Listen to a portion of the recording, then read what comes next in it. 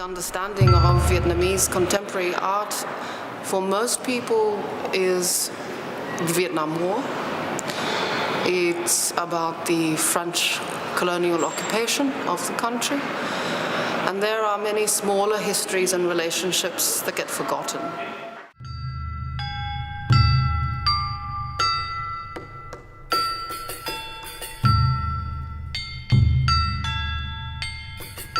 All of these kinds of contexts and stories are present inside Disrupted Choreographies, an exhibition of 8 contemporary Vietnamese artists from Saigon, Dalat, and Hanoi.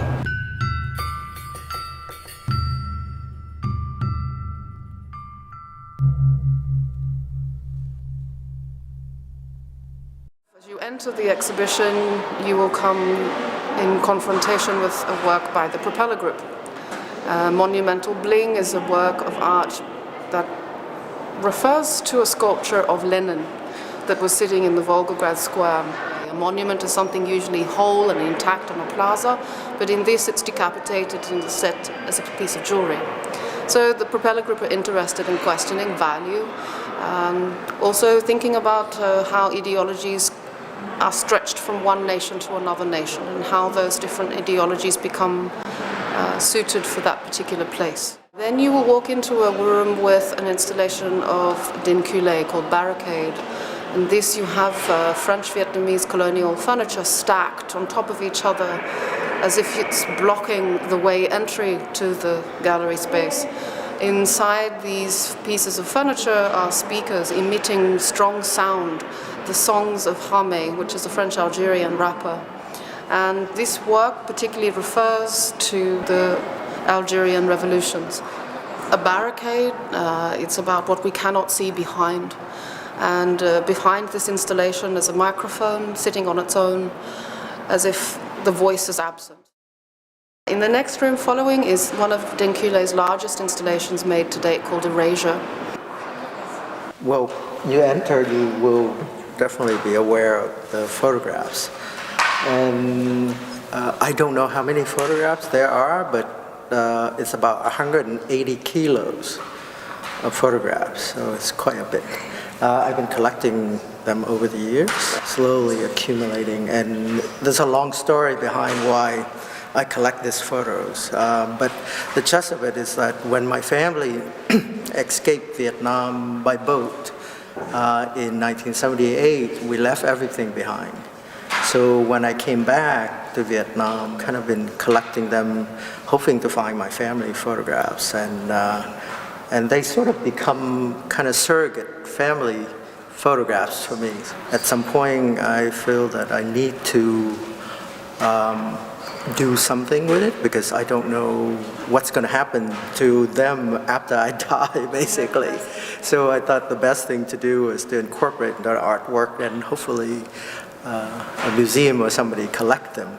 You have an archivist that slowly archived these photographs onto the web.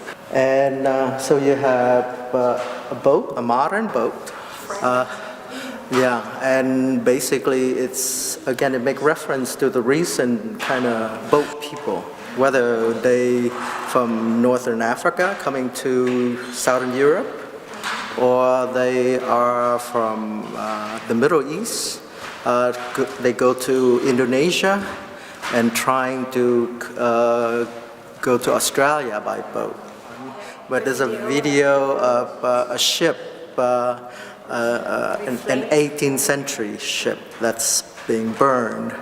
And that's make reference to European migration to whether Australia or North and South America. And so I'm trying to connecting different migration history, whether it's my migration, when my family left Vietnam by boat from Vietnam to Thailand and eventually end up in America, or the recent migration by Northern African to, European. And so I'm connecting all this history and I'm kind of reminding people that people have always migrated. It's in the 18th century, it's European who migrating out and now a different pattern of migration is taking place.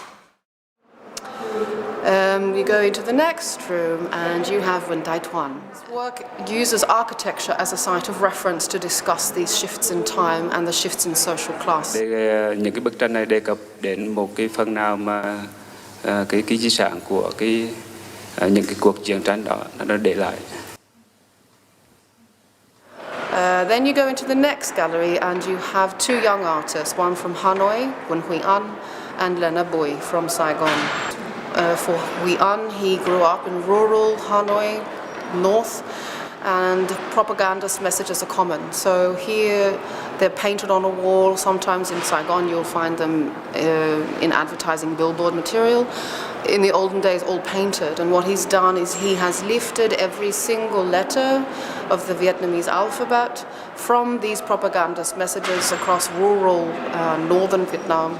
And he's placed these letters back into an index that is without social or cultural propagandist message, the alphabet. So recently I started looking into a lot of studies of how swarm formations are made in the animal world, and obviously there's always at the back of my head a comparison between what I see in like the other organisms, animals, and then human. And then, for example, the bird V formation is they place themselves very strategically so that they can benefit from the wind of the bird before them, so that's why you have that V formation. With the bikes, then you also see a lot of those kind of a diagonal line formation where people benefit from crossing together. So I tried simply by connecting random dots within a diameter, and you can see there's like a sort of a very systematic formation that comes out of it. Behind Lena Bui and Nguyen Huy An, we have the work of Nguyen Trinh Thi, whose background is in journalism. She is someone who is fascinated with Vietnamese histories, and particularly the way we visualize the histories that are not spoken of. So on the left-hand corner, you have Chronicle of a Tape Recorded Over, which is it's an experimental documentary where she traveled the Ho Chi Minh Trail with a friend of hers, an artist friend of hers, whose father was Khmer from Cambodia and fought for the Viet Cong, which was the Southern Liberation Army. He and Trinh Thi, they did the journey from north to south, and along that route they stopped at many different villages and interviewed people asking of their memory of the Ho Chi Minh Trail during its time of being a very active trail. The piece itself sadly did get the two artists arrested, and so they were not able to completely do the whole retracing of the Ho Chi Minh Trail. But in this piece you will see a lot of discussion of what took place, and these landscapes are quite absent of any of this memory. You don't see any reference. So Thi's work is very much pointing at what we don't see. In landscape, the other video work in the show, she has collected photography from popular media in Vietnam. And you'll see a number of people pointing at things that don't exist. And these stories are reporting on land confiscation, the creation of nuclear power plant, human trafficking issues, and these are things that you rarely find discussed in Vietnamese media. In the next room you have Tiffany Chung. Her work is often examining cause and effect. She's very taken with maps. She's interested in how space is divided, conquered, bordered, and how these lines and divisions have changed over the centuries, and examining the reasons for the change of those borders. You'll see a series of maps in the show. Then there are 2 video installations. It's all about how do we reinvigorate, remember the past. Then finally we have the work of Junwon Hatsushiba, and he worked with students of the Fine Arts School in Luang Prabang. He was quite struck by how methods of society were improving themselves and how the rapid rate of change was causing a disjuncture between traditional life and the materialistic life that was coming in through products of plastic through China or the contemporary attitudes of say, even Vietnam. And he was struck by how similar the issues of progress were in Vietnam to Laos. So the piece itself is a very lyrical, very beautiful narrative that references the symbols from the past and the present, and showing the tension between these two ways of living.